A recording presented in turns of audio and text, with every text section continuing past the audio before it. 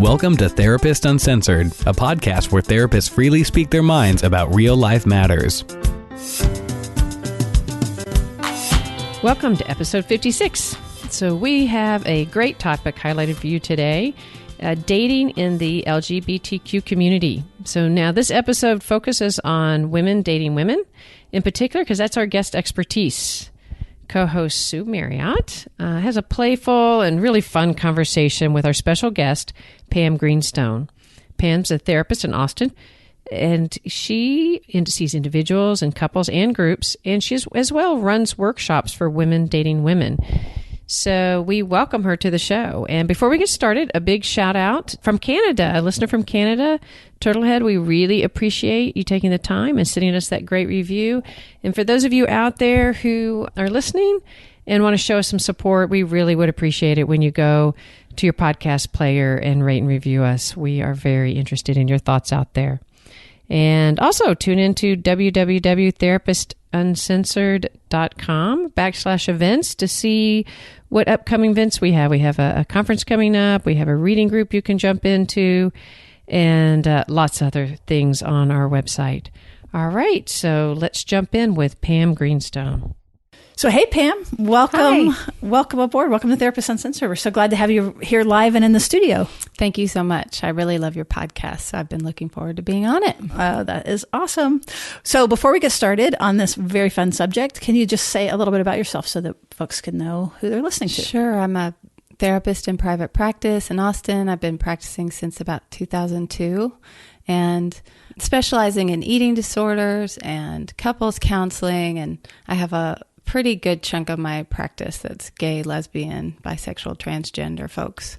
So I love that work very much. Well, absolutely. And I love that we're going to be able to dig in and focus just on that community because there's not enough time and content that is focused on this community, and we want to really spell it out. And so whether or not as a listener that you belong to the colored rainbow, we hope that you really tune in because I'm positive that you know people who are, and that this will be helpful to you in many ways. And also gender is just an interesting thing anyway. So speaking of that, I think you had some thoughts about.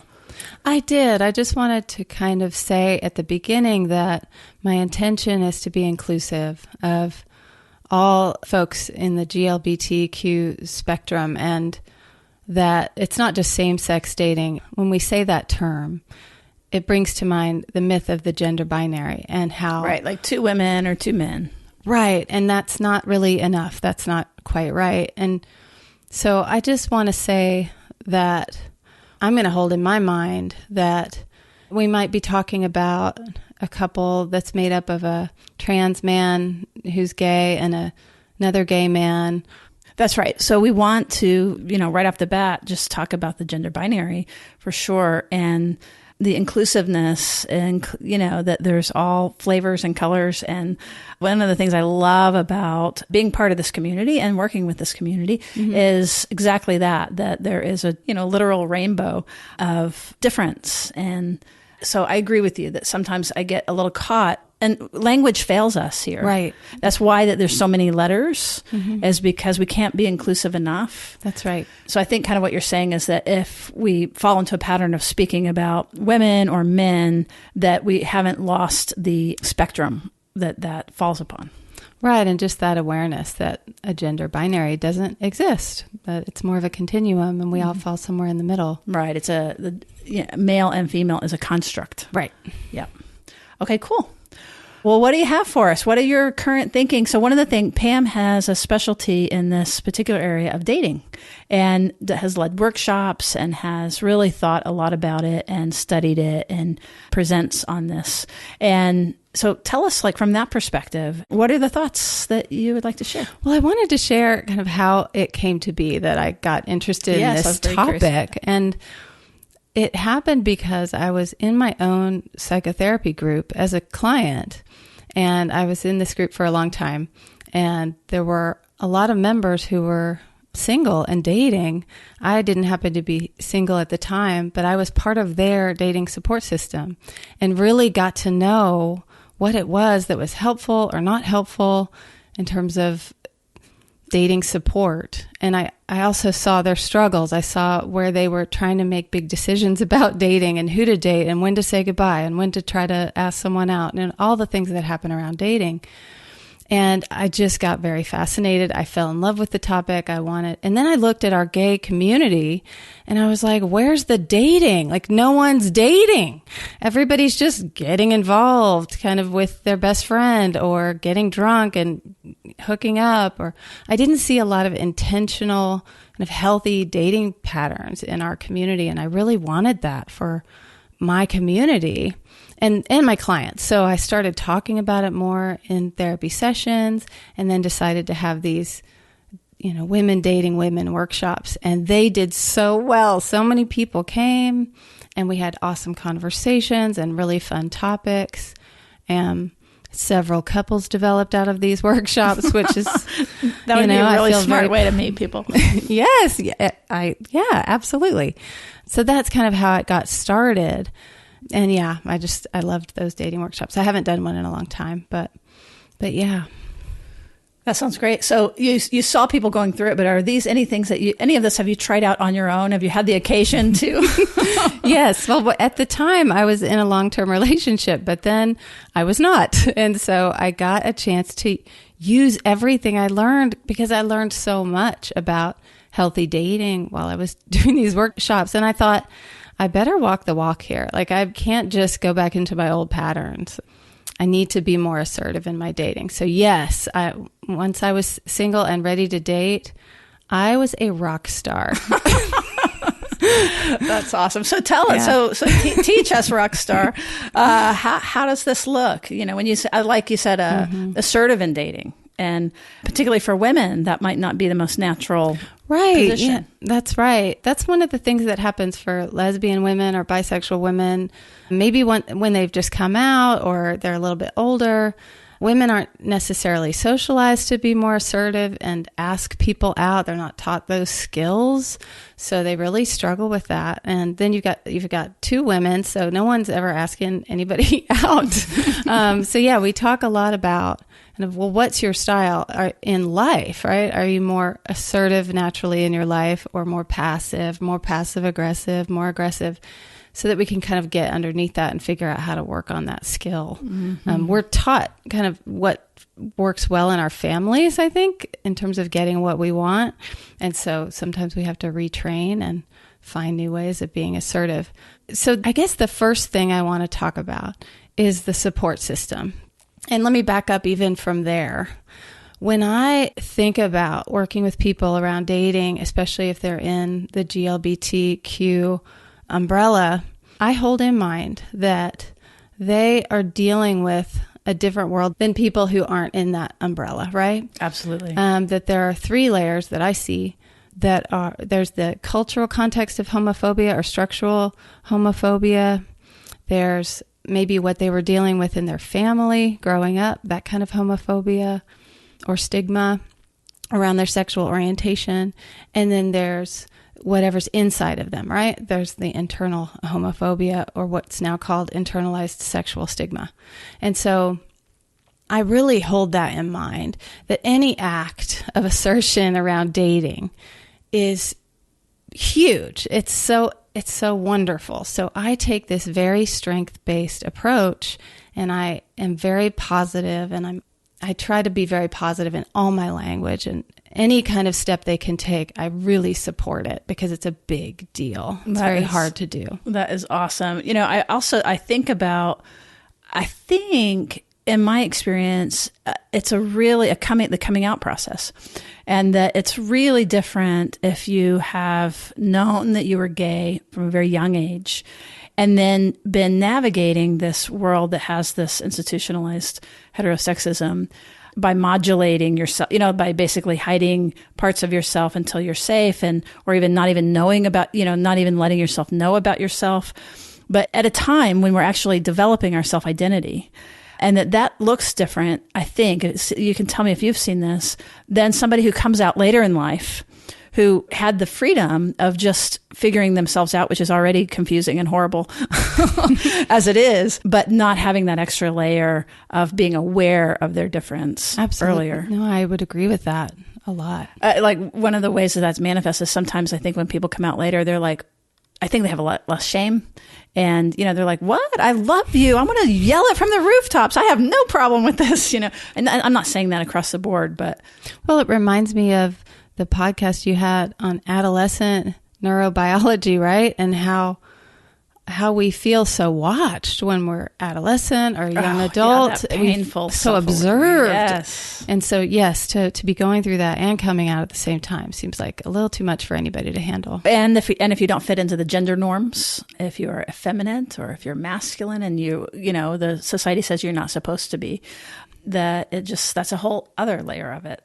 Whether or not you're in the rainbow spectrum, even just violating gender norms is very stressful. But certainly when you have both of those things, like I think about passing and not passing, when folks are able to pass as straight, like there's always an assumption that you're straight versus if they're not able to pass. Right. Absolutely. So those are kind of some different developmental tracks. But you were headed someplace about the... Yeah, well, I was just trying to list off kind of a few things that I always keep in mind when I'm working on dating with gay folks or transgender folks. So the strength-based piece, I think of a quote. Is it okay if I read it for you? So, go right ahead. That's lovely. It's this quote that I found in one of the books I read when I was coming out. And I'll read it first, and then I'll tell you who said it and when. Certainly under the present social setup, a homosexual relationship is more difficult to maintain than a heterosexual one.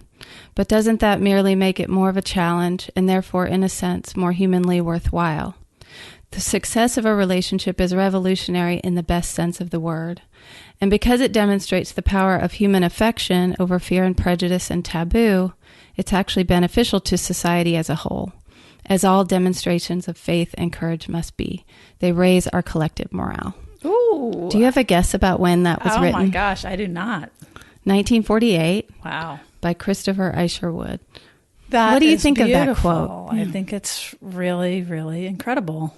It's an anti-shame quote, right? Like it's the building up.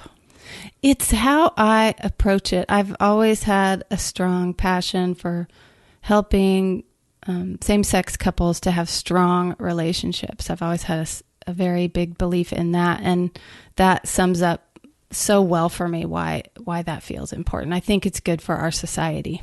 That is really beautiful. And, you know, for those of you that are listening that haven't really kind of understood the whole thing about pride and pride parades and things like that, it's exactly that. That's not usually the message. You don't look at your infant and say, oh, I can't wait to go to your lesbian wedding. Right.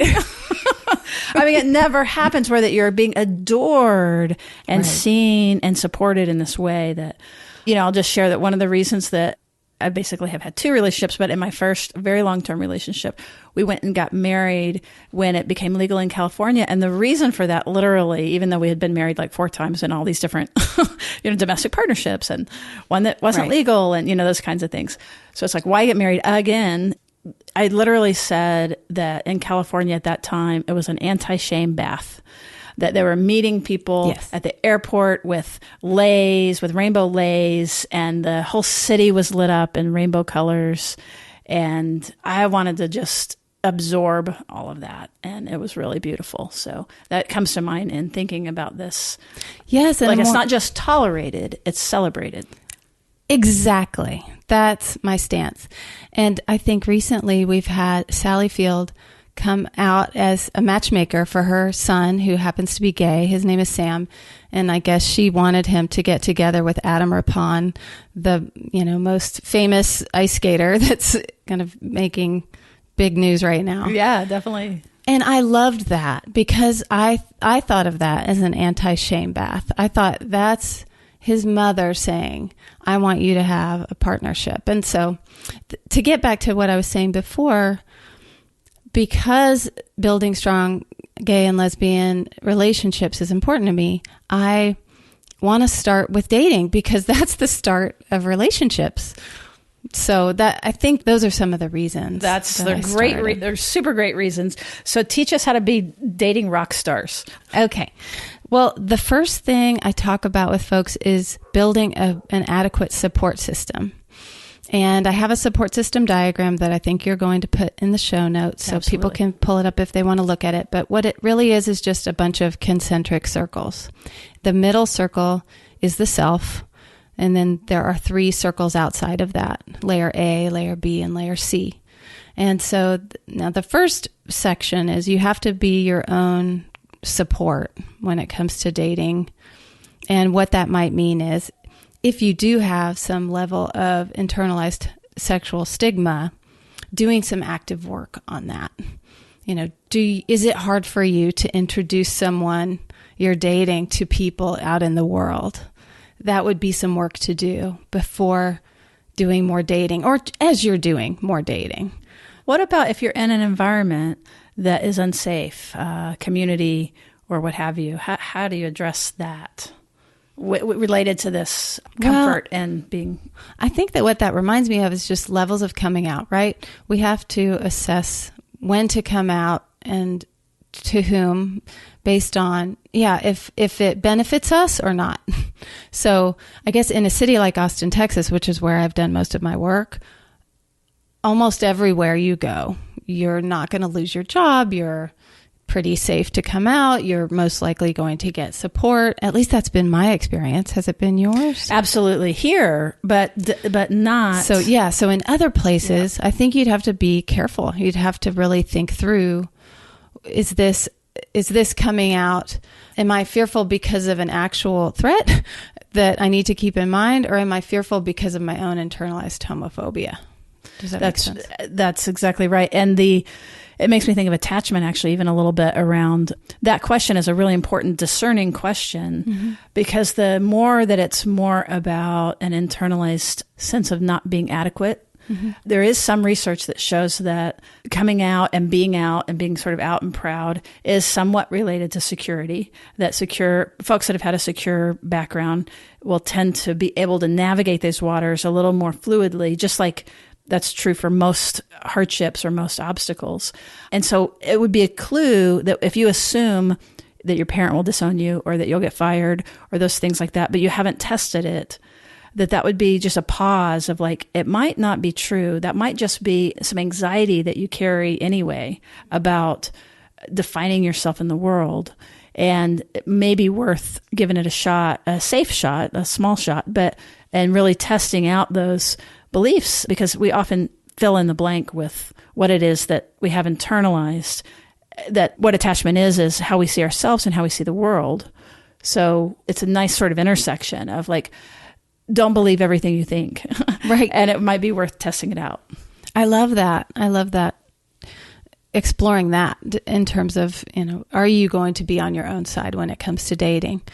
I guess one of the ways this can come up is that if we are waiting to come out until we're in a relationship, that can actually sabotage the relationship, because then the coming out is now connected to that person, and you might end up ending the relationship rather than having to take the step of coming out to your family. Does that make sense? Yeah. So there's a lot more pressure on the relationship. Right. So there are some tests you can take to do a self-assessment for your sexual stigma, how much internalized sexual stigma you hold. And Pam, why sexual stigma? Why that term in particular? And does that include if I were heterosexual? It's mostly about homophobia, but there was a period of time when they were working to change that term because it means fear of same-sex relationships, and it's not always about fear. I think that was kind of the thinking of changing I think it's mostly used just to measure internalized homophobia. Okay, cool. That's my understanding. So then we move to the second layer of the support system diagram, and that's filled. So I actually have people fill it out with the first names of the people that they go to that are in their life, know about their dating history, have been in their life for a fair amount of time. It's family, it's friends. Can you think of the people you would go to if you were dating right now? And if you're the people that know you, can call you on your stuff, will let you know if they're concerned about a relationship or don't like the person that you're dating. That's great. And, my guess would be that wouldn't be highly populated necessarily, wouldn't need to be, but even if there's just a few solid people or even a person, I might even. Absolutely. Yeah. And what is this ring called? So we've got the middle one, which is self. It's layer A. Layer A. Okay. It's just layer A. We need to work on that. Okay.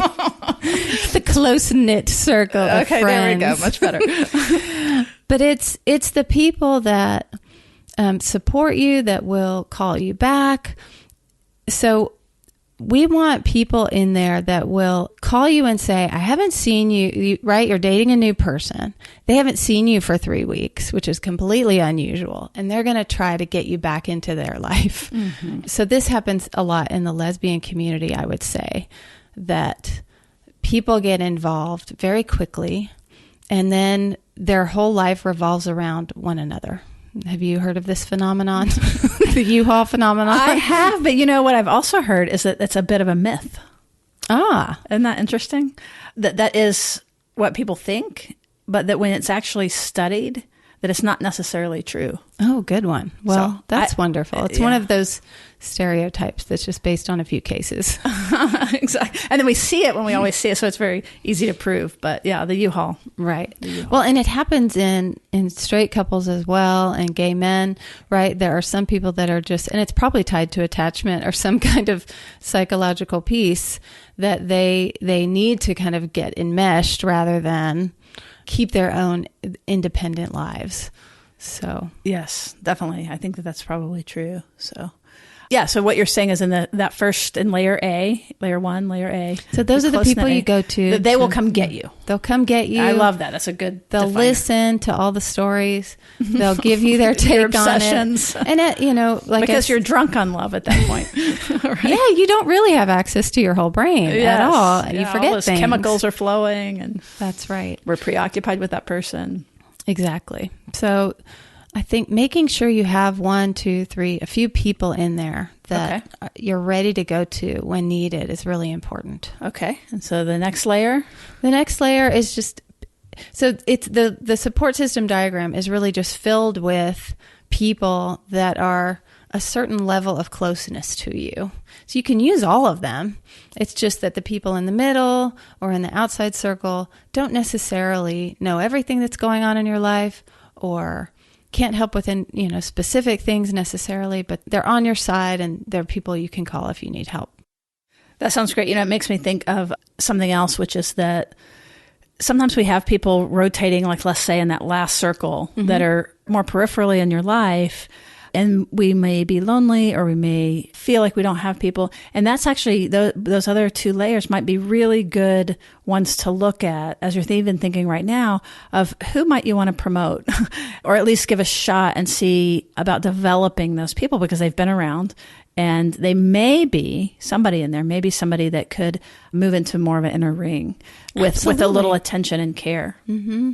Yeah, and I think when we're single, sometimes it's our moment in time, or our year, or our few years, or however long we're single, to build Lifetime up that sometimes. Support system, right? Sometimes when we get involved in relationships, we're less likely to kind of keep building it out, which we should keep adding people to our support system all the time. I guess the point is that dating's hard and we need support. That's kind of the biggest piece. So this is a way of really illustrating, like, these are the people that you're going to go to in all these different circumstances and know which people to go to for which things. And so you can be conscious and intentional of staying connected and that you're not alone and that it's not, if you're not dating someone doesn't mean that you're hanging out there to dry, that you really actually have this rich community around you. Good point. Yeah. When people fill out the support system diagram in my office, I see them relax because it's a visual illustration of it. And sometimes they go home and stick it on the refrigerator. Yeah, I love that. Mm-hmm. It's beautiful. Yeah. We are not alone. So the other thing that I teach about when it comes to dating, so there's this tendency to think about red flags in others, right? We start dating and we get scared. Oh, well, what if they're this? What if they're that? Right. What if they texted me too soon? They're more into it than me, or right. So I help people. Disappeared. Right. Right. The ghosting. I love that term. So what I help them build is a list of the ways that they can find their own red flags. Let's look at their dating history and see if there were signs when they were kind of in trouble, right? When these are signs that maybe they're getting involved with someone that's not a great fit, or signs that they will leave a relationship too soon because they're getting really uncomfortable or too close, right? For some people, getting close scares them. For some people, it's the opposite. Kind of, they get involved with someone who's a terrible fit for them and they want to stay forever. So it's building that list of what are the ways I can know that that's happening so that I can see my own red flags.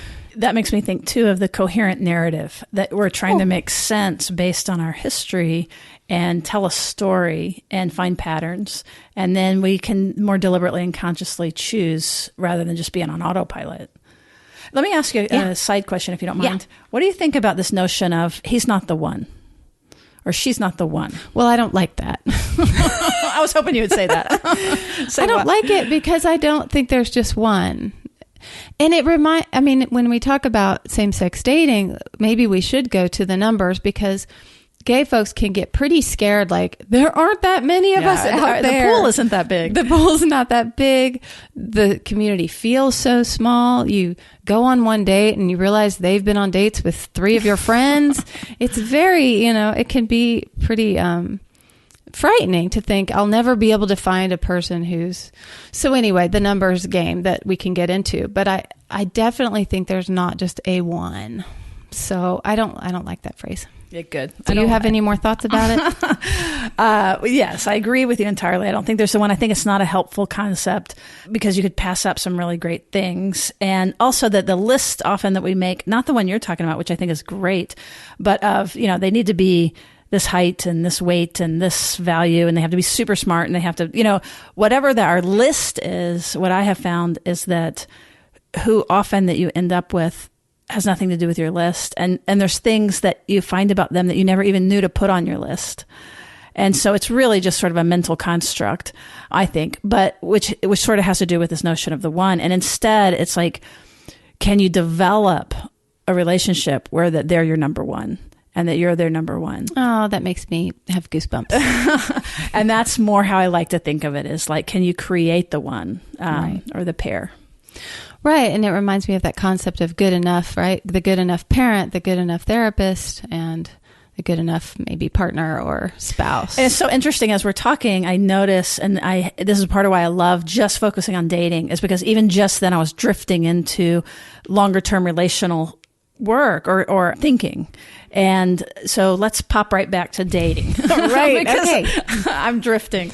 So when we think about our own red flags, and I'm hoping you can maybe talk about the neurobiology of it, but it makes me think of the anxiety response. Like, what are the things that when they're happening in our dating life, like someone doesn't call after 3 days or 3 hours or whatever it might be for us, how do we, calm ourselves down? But that might be one of them. Like, your anxiety is really high. That might be a red flag in some way, that there's something that needs to be taken care of or addressed or looked at. Right. And that might be the anxiety itself, that it's anxiety provoking to be developing these new relationships.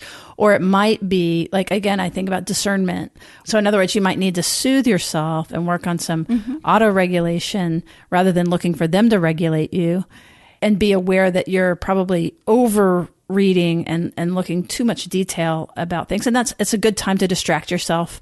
And if it's going to work, this is what I always say, if it's going to work, it's going to work. And everything's not going to hinge on a text or a single moment. Oh, I like that. If it's going to work, it's going to work. There's no rush. Right. And if it's good, it's going to stay good, that week or what have you. And that way it gets us out of that, we're on a knife's edge and oh my gosh, should I call or not call, Yes. So some of the questions I ask people in helping them develop their list are things like, I avoid parties and social events because they're too anxiety provoking for me. So that would be a red flag, right? Because that's going to get in the way of assertiveness, of being in these places that we need to be in order to meet people. I don't like to talk about dating with anyone or let people know I'm actively dating. So that would be a red flag, right? That's going to interfere with the process of finding people to date. Oftentimes we're set up, right? Where we find someone through a friend or through this friend. And it also might be a sign that there's some shame there or some kind of embarrassment about where we are. Or either that they're married single. And then they're not officially in a polygamous relationship. Well, good polyamory point. relationship. I'm sorry. I almost always do the fade away instead of being assertive. I just stop calling rather than telling the person I don't want to see them anymore. Oh, that's dreadful. Don't do that. If you're one of those people, do not do that. No, wait, hold on. Here's another question. Yes. What about, you're on Match or you're on something and you have maybe you have a date or you've been texting for some time or talking. At what point, because sometimes what I'll actually tell people is related to assertiveness is it's okay to stop, that you're not yet you haven't gone far enough to actually have to break up, But what's your take on when that is? I agree. Well, the way I talk about online dating, I say a few things about it. I say it's a way to meet people. It's not a way to date. So I think you need to meet up pretty quickly in order to find out if it's a good fit. A lot of people spend way too much time texting or trying to get to know each other through their computers or through their phones. Would you agree with that? I absolutely do. And I think you might say this, or you don't go to a movie to get to know someone. Right. Right? First of all, eye to eye, face to face, and then really paying attention to your body cues, which is exactly what you're saying. I love that. Yes. Especially how you feel about them once the two of you divide and you're dropped off or you go home. And hopefully that's not, I don't know if this is really true. You can tell me. But I was going to say, hopefully, there's some value in coming together, meeting, and then going away versus coming together and meeting and a week later coming up for air. You are already talking about my third concept, which is pacing. What? That's fun. Look, Mom, no hands. Pacing is so vital, I think, when it comes to dating, because I totally agree with you that when you part, you're free to notice, how did I feel when I was with this person? Am I still thinking of them? And in what way? Is it more anxiety, or is it that they're just in my mind? Those are two different things. Exactly. Or do I kind of feel a little bad about myself? Right. That's suddenly important. I don't like my apartment anymore, or my dog is bad, or doesn't sound like a good fit necessarily. Yeah, it's that sticky stuff, and I think that's quiet. So important. It's actually to hard to listen catch. To. It's instinct, right? It's intuition. It's how we feel in another person's presence, and that is, you can't know that until you spend time with them. Time with them and then without them. And then without them. Right, exactly. I'm so glad we're synced up about this. I totally agree. Yes, I oftentimes prescribe, nope, you're not going to see that person for another week, just to help give people permission, because I think it is hard to say no when you really like someone because of what you think you're saying with that pace, right? Oftentimes, we're afraid of FOMO. We're going to miss out. Well, that too, but that's a little different than what I'm saying, which is we put meaning to certain levels of pace, right? If they didn't call me, that means, right? They didn't want to see me on Wednesday. They wanted to wait until Sunday. That means, yes. So that's a problem, because I do that all the time. Is that what you're telling me, Pam? Yes. Well, it's problematic in dating because you're already doing things that aren't a good fit for you so early in the relationship, right? We want to set the pace of a relationship based on what's true and based on what we have time for and what we can fit into our life and what we need in terms of time away in order to process and figure out if we really want to continue this relationship. But oftentimes people make those decisions about pacing on just what did the other person want? Or what do I want to communicate here? Well, I want them to know I'm interested, so I better, go ahead and make that plan for next weekend, even though it's going to make my weekend crazy and way too packed, and I'm going to be exhausted by the time the work week comes around. So, yeah, I think it leads to better communication very early on when you can say, I love that you asked me out again for next weekend, and I really want to say yes, and I can't do it. So when else can we schedule it? So it's just clear. It's just direct. It's a bit more intentional and honest. And it's hard to say no. I think when you like someone and you have hopes about where the relationship is going. So it takes it takes your support system. You have to call. You have to call somebody and go, I really, really, really want to go out with them on Saturday, but it's going to mean missing, the bat mitzvah of my cousin that I told them I'd be, just holding on to the relationships that you have, holding on to your own life, and continuing to do all of those things while you're dating. It takes a lot of help and skill. It does. I was actually just thinking about, well, what about the folks who are listening that identify more like on the preoccupied side or on with any of the insecurity, that this all sounds really good, but how, and I like that you added the call your friend, get some help with it, because what I was thinking of with the FOMO was like, if I don't call or if I don't respond either way, then they're not going to stick around. So I'm going to do these things for fear of losing out on this opportunity. Right. Which is different than, is it my right pace? And am I also tracking the other person and regulating myself based on what it appears that they need as well? Absolutely. I don't know how to say that better. Very sweet. So that sounds great. I love that. And was there anything else about like what this sounds really good, but how do we actually do it, or other ideas about really digging in when this is what we want to do in our head, but our hand keeps reaching towards the phone and we keep checking and, we're doing things that we know that we shouldn't be doing.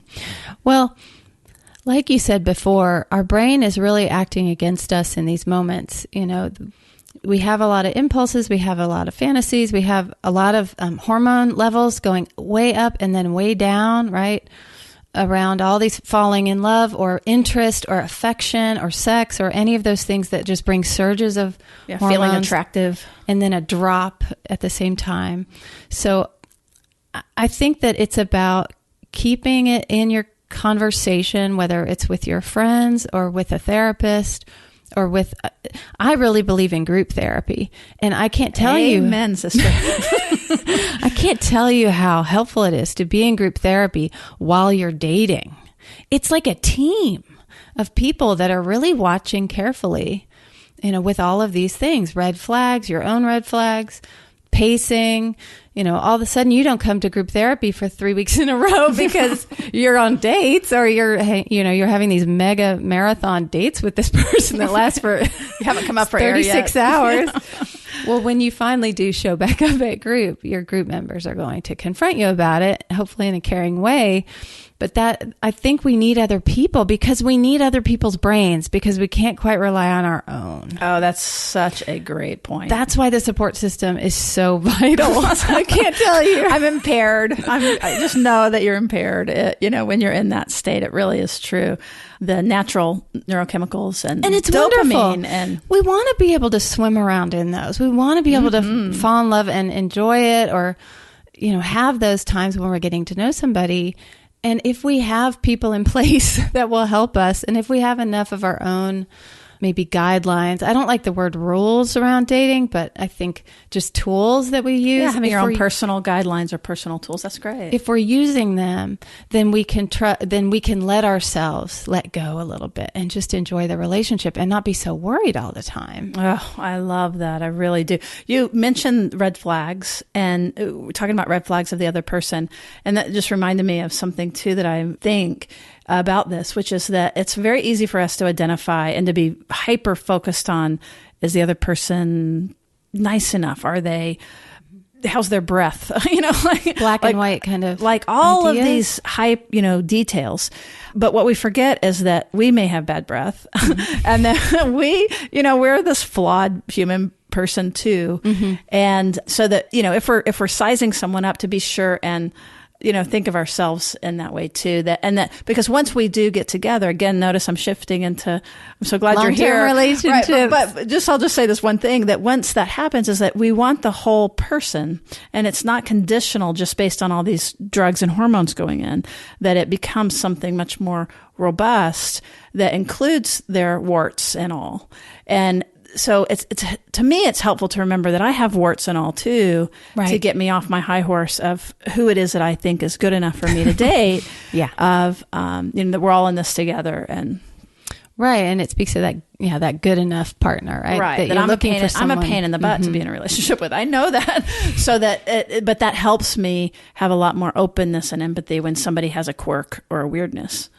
Oh, and I think those quirks and the weirdness and those are the wonderful things about relationship, right? So we want to get to know those things. That's the good stuff, in my opinion. That also reminds me of another thing, which is the whole, I feel like I've known you forever. And there's an idea that we can skip all of the actual getting to know each other. And there's this sort of pseudo intimacy that happens very, very quickly. And so if I tell you everything and I tell you all my flaws up front, then we're good and you don't have to discover those. And does that work? That sounds like a nightmare. But I told you that I cling on really tight, So why are you having a problem with me? Yeah, I do. I do talk with folks a whole lot about the early stage of dating and how do you approach those first 5, 10, 15 dates? What's the pace in terms of sharing? And I think people have a lot of questions about that. Do I need to tell them that, about my sex drive right now? Do I need to tell them that I'm never going to leave Austin right now? What's too soon? And I think it's that intensity or that anxiety that I hear when I hear those questions. Like, I have to know now if this person's going to be the one, right? And so it's trying to get yourself out of that mindset, out of that state, which is just kind of an anxious, fearful state, and into the moment. So a lot of mindfulness, guided meditations, things that remind us that right now we're in this very early dating stage, just getting to know this person. So I have people actually have... It's infancy. The relationship, if there is one to form, is in its infancy. Right. So holding that in mind, and then I call it multitasking in dating. I want people to have other things they're doing while they're dating so that success is not if this relationship ends up working out. Success is, I tried this new restaurant. Success is, I shared something about myself that I've been thinking about sharing, but it's hard to do in dating scenarios. So have other goals while you're dating so that you're not just completely and utterly focused on the date going well. That's just too much pressure. I love that. And you also made me think of this way of pacing. As you said, I do think it's a really important topic.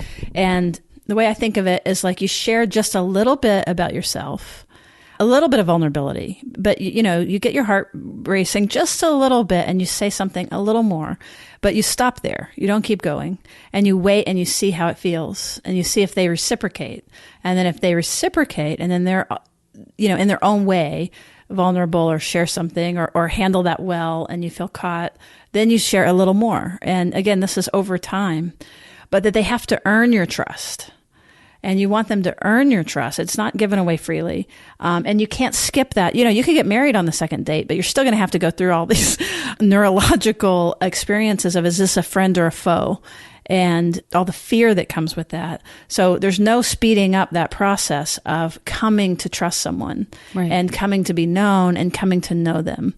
Unfortunately, I think a lot of people have tried it. So when I was first dating my wife, I had several people in my support system in place that I could call and tell them all of the things I wanted to do. Like I wanted to move in with her right away. I wanted to declare my love from the rooftops. I wanted to, change everything in my life to include her.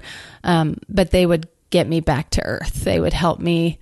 It helped to talk about it, number one. And then it also just helped to have someone say, it hadn't even been 8 months yet. What are you talking about? And to just laugh about just all the chemicals that were flowing and that were so strong and that all that love, it was wonderful and they could enjoy it with me, but they could also make sure I didn't speed up the pace so that then I would become more anxious or distressed or make mistakes that I couldn't undo.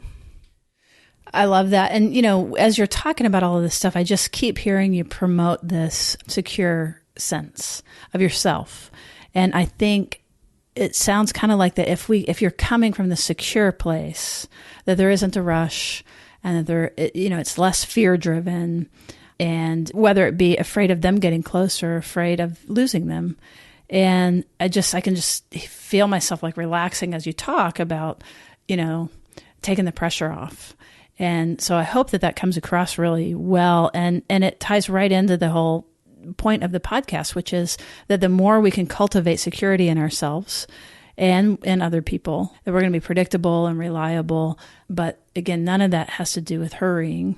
Right. And that way, then I think from a more secure place, we can enjoy it. That's one of the reasons it's good to pace, is because of all of those great feelings of feeling attractive and attracted and all of that good stuff. Why not relish it and stay in it? What's the rush to do something more when that's the best part in a lot of ways? It's not the best part actually, but it's a wonderful part. And one other point I wanted to make that I'd forgotten about is that when we're dating different people, when we're getting to know many people, first of all, I call it hellos and goodbyes. Like, dating is all about all these hellos and all these goodbyes, and we get very good at that if we date for long enough, which is wonderful. It's a great skill to have. But getting out of dating might be something that you might want to wrap around to, actually. Okay. And so when we are involved with all these different people, we learn things about ourselves that we didn't know, that we had no way of knowing until we got involved with lots of different kinds of people and all of their qualities, right? We may find hobbies we never knew we would enjoy. So there are wonderful parts of dating that aren't related to just finding the love of your life or a person that you want to spend the rest of your life with. We get to know ourselves. And I think that's an incredible part of dating. And again, I love that, because again, the focus is not on the other person. Right. It's really on how am I doing and how do I feel and what am I learning about myself, and it takes the pressure off. Pressure off. Yes, you're right. Pressure off. That is maybe that's going to become the title of this. I'm not sure yet. So what do you mean by getting out of dating? So particularly women, but again, I want to wrap around too, to include men and same-sex men and same-sex men. That doesn't make any sense. Same-sex dating, or that are pansexual men. That's right. Trans men. Yeah. That's right. But I was thinking in particular for women, because that one, we aren't socialized to initiate, but also we're not socialized to disappoint. And so let's say I'm dating and or let's flip it around. Like, I'm very interested in someone, but they're not interested in me. Right. Or they lose their interest after some dating. What would you say to the person who needs to assert themselves and get out of it? Let's see. That's a big question, because it could be related to a lot of things. Like, why are they having that trouble? Are they having trouble seeing the signs? Do they see the signs, but they, don't want to disappoint? Is it hard for them to say no in general? Are they going to wait until they find someone else to date just so they can at least have some fun, even though they know it's not going anywhere? So I would try to establish, like, what's the reason, and then try to give them the skill that would help them take the step. Oh, that's because great. There are so many factors. Well, what made me think of it is when you said that dating was hellos and goodbyes. Yeah. And what I liked about that was it was really clean. The goodbye was clean. And I think sometimes it's hard to make it clean, that, just off the cuff, I would say to let yourself say no. Yes. And that you don't have to take care of their feelings about it. It doesn't mean to be mean or whatever, but clarity. If I'm dating you and you're not that interested in me, it's much more caring to just be upfront about that and let me know, like, I'll have feelings about it, but that's way better than anything else. So. Yes, and it's that person's job to get clear enough so that when they say it, no matter what the response is, they can hang in there. Please. Right. They can listen and then end the conversation. That's right. And not take responsibility for the other person's feelings. That's allowed. We don't have to date someone that we don't want to date just because they haven't come to the same conclusion. And does anything come to your mind about specifically for men dating men, or anything else on the gender spectrum? Not off the top of my head. Do you have any thoughts about it? Well, one of the things, I had the pleasure of having lunch with John Gottman one time, and to interview him about his research on long-term same-sex couples. And one of the things he talked about that was really interesting was that two men in a relationship There were a lot of differences between men and women in a relationship and also dating, but a couple of them that I'll just touch on real fast. And by the way, this isn't special to, gay male relationships or female. That he was coming at it more from a gender standpoint and gender roles, and that we are scripted and socially scripted in these certain ways. But one of the strengths he was talking about with gay men in particular was their capacity for just directness and honesty. And they would say things like, I really wish you had pecs like John down the street. Like, I just really that. And then the guy would say, yeah, man, me too. But if a heterosexual man were to say that to a woman, that's probably not going to go so well, although it is a natural thing to say. And so there's something inspiring about that. And dating with men can be very, very different. Like we talked earlier in this episode about women's not being socialized to initiate. Well, men are socialized to initiate. Men initiate like do strangers walking by one another. They are able to more freely respond and have much more flexibility related to their sexual agreements in dating. And then that's caught on. There's definitely, that has spread, but I think, I don't know if this is perfectly accurate, but it's a good guess to think that some of the fluidity in relationships and polyamory and the comfort in setting boundaries and in not just saying that we're going to be monogamous, but then actually cheating or not cheating, hidden, but actually being direct and honest about that comes from gay men. Mm-hmm. So when you have a man and a man together, another quick thing is that they're less likely, I guess that there's a sense that when a threat happens, and this goes into biology, that both, like if I were to pound something and there's a man and a woman, that roughly speaking, a man's nervous system, they both go up because it's startling, but a woman's nervous system goes down much more quickly. And the man is more responsive to these loud noise, to threat, basically.